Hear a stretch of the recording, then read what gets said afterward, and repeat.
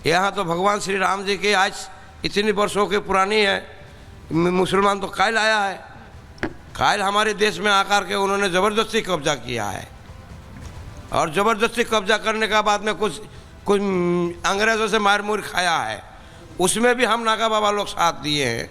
हम सब अस्त्रों से, शस्त्र से बिल्कुल निपुण है, 100 के 100% है।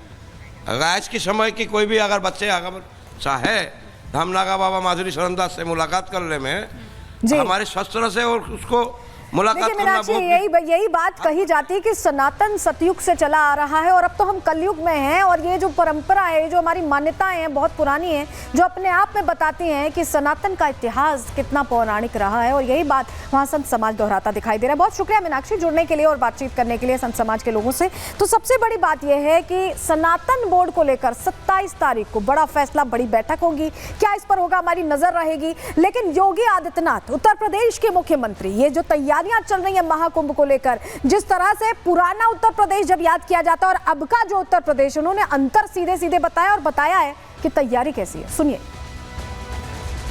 महाकुंभ के आयोजन में 40 करोड़ लोग आएंगे, सब कुछ काम अपने आप ऑटो मोड पर चलता हुआ दिखाई दे रहा है, क्योंकि लोग स्वतःस्फूर्त भाव के साथ उस कार्यक्रम के साथ जुड़ रहे हैं। जहां एक और भारत आज दुनिया की एक बड़ी ताकत बन रहा है, वहीं देश के सामने चुनौती भी है। याद करिए, पिछले 10 वर्ष में प्रधानमंत्री मोदी जी के अथक प्रयास के परिणाम स्वरूप हम सब आज देश की भारत 5वीं बड़ी अर्थव्यवस्था के रूप में उभरा है। तो सुना आपने कैसी तैयारी है, सुरक्षा पुख्ता है और कितने सनातनी पहुंचने वाले करोड़ों की संख्या में, और यही वजह कि एक एक चीज ध्यान रखकर की जा रही है। लेकिन एक तस्वीर बहुत तेजी से यहाँ पर वायरल भी हो रही है और सामने आई है प्रयागराज से। ये तस्वीर देख रहे हैं आपको, यहाँ अतीक दिखाई दे रहा है, वो अतीक जिसका कभी टेरर हुआ करता था उत्तर प्रदेश में, और उसकी तस्वीर पर ये कट का निशान लगा हुआ है। क्यों ऐसा किया गया है, क्यों ये तस्वीर सामने आई है? और ये वो 3 लोग हैं जिन्होंने मौत के घाट उतारा था अतीक अहमद को।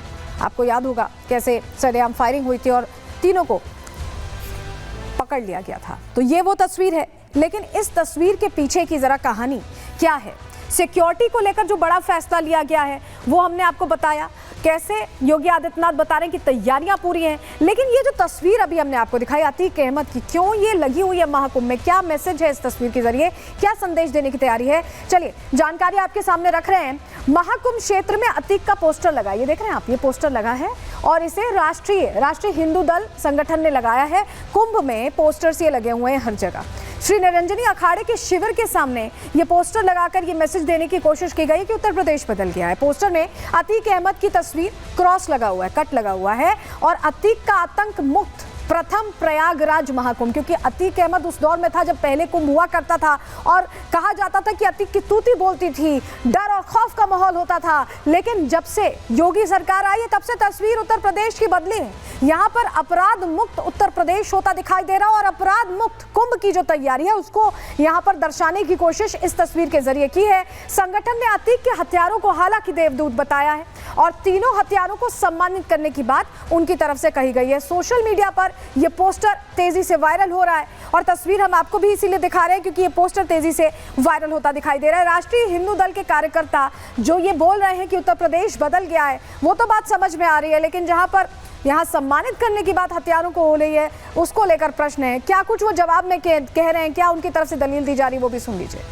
इन देवदूतों के सम्मान के लिए यह पत्र जारी किया जा रहा है, उनके परिवारजनों को दिया जाएगा जिन्होंने अतीक जैसे दानवों का वध किया और जिसके कारण सुरक्षित कुंभ हो पा रहा है। तो ऐसे देवदूतों को देवदूत का सम्मान मिलना चाहिए। ये उपाधि राष्ट्रीय हिंदू दल संगठन की तरफ से कहा जाए।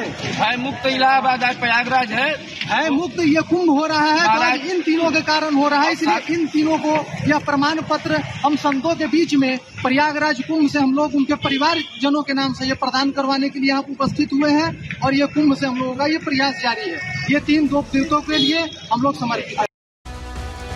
देखिए ये तो मानते ही होंगे आप भी कि उत्तर प्रदेश बदल गया है, क्योंकि कई फैसले लिए गए हैं और तैयारी कैसी है योगी आदित्यनाथ खुद बता रहे थे। लेकिन एक और बड़ा फैसला महाकुंभ को देखते हुए लिया गया है। क्या फैसला लिया गया है, चलिए जानकारी जल्दी से आपके सामने रख देते हैं। महाकुंभ मेला क्षेत्र में सुरक्षा की कड़ी व्यवस्था रखी गई है और यूपी के डीजीपी ने प्रयागराज का दौरा करके एक एक चीज खुद मॉनिटर की है। डीजीपी ने पुलिस कर्मियों की छुट्टी पर फिलहाल रोक लगा दी है। छुट्टी पर रोक का आदेश जारी कर दिया गया है क्योंकि भारी डिप्लॉयमेंट चाहिए होगी, ऐसे में छुट्टी पर रोक लगाई गई है। महाकुंभ खत्म होने तक ही छुट्टी नहीं देने के निर्देश उनकी तरफ से दिए गए हैं और आदेश तत्काल प्रभाव से यहां लागू कर दिया गया है क्योंकि 13 तारीख से कुंभ की शुरुआत होनी है। हालांकि ये भी है कि विशेष परिस्थितियों में छुट्टी की स्वीकृति मिल जाएगी। अगर कोई मुश्किल परिस्थिति है या कोई विशेष परिस्थिति तो उस केस में छुट्टी तो मिल जाएगी, लेकिन फिलहाल ये आदेश इसलिए जारी किया गया क्योंकि भारी डिप्लॉयमेंट यहाँ रखी गई है कुंभ को देखते हुए और व्यवस्थाएं पुख्ता रहे, कोई कोताही ना हो, कहीं कोई गलती ना हो, इसका ध्यान रखा जा रहा है। उसी से जुड़ी